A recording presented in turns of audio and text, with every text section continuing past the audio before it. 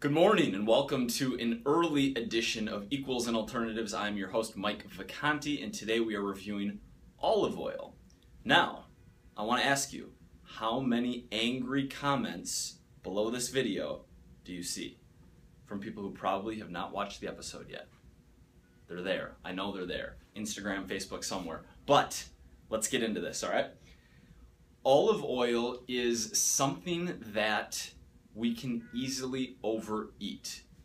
Picture this. You're not counting macros. You're trying to make good, healthy decisions. You are at an Italian restaurant, and before the meal, the bread comes out, oil, balsamic. You know in your mind, you hear olive oil, EVOO, healthy fat, good for me, right? And it is, in a sense. It has been proven to lower risk of heart disease. It helps with blood clotting.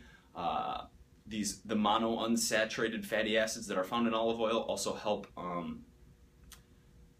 reduce cholesterol levels. So there are many benefits of olive oil and monounsaturated fats in general.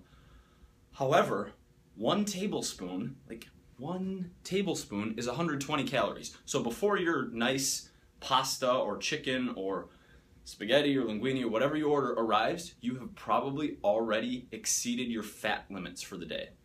Assuming you're in a calorie deficit, maybe you haven't exceeded your fat limits, but you've probably eaten 45 or 50 or 55 grams of fat just by wiping your bread on the olive oil on the plate right there, and that's it.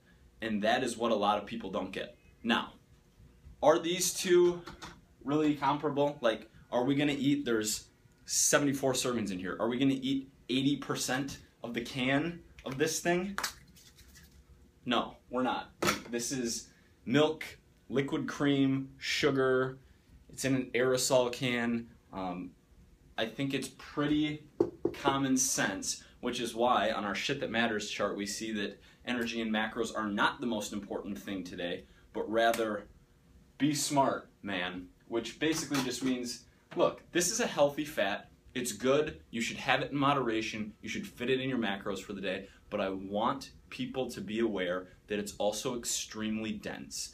And eating high levels of fat, even if they're monounsaturated or other healthy fats, is going to lead to weight gain in a calorie surplus. It's going to lead to excess calories because it's so easy to overconsume, right? Like nuts, raw almonds, anything in that game. It's fine, it's great, but it's hard to not have too much of unless you're counting, unless you know what you're doing.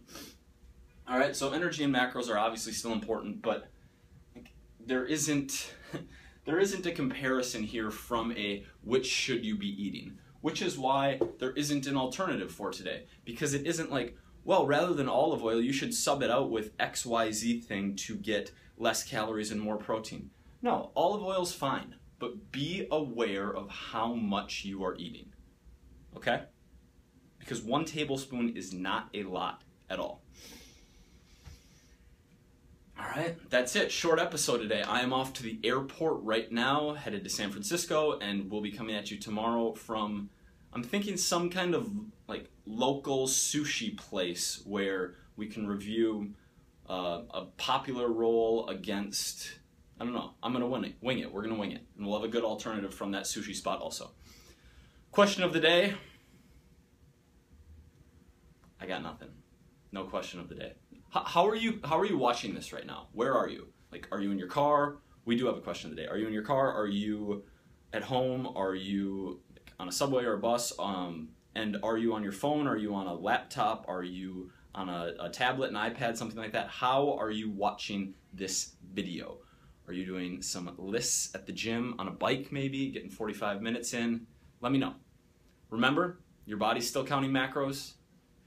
Macros aren't that relevant here. Your body's still counting macros even if you're not, but don't have 80% of a can of Reddi Wip because you saw a weird infograph on the internet about it.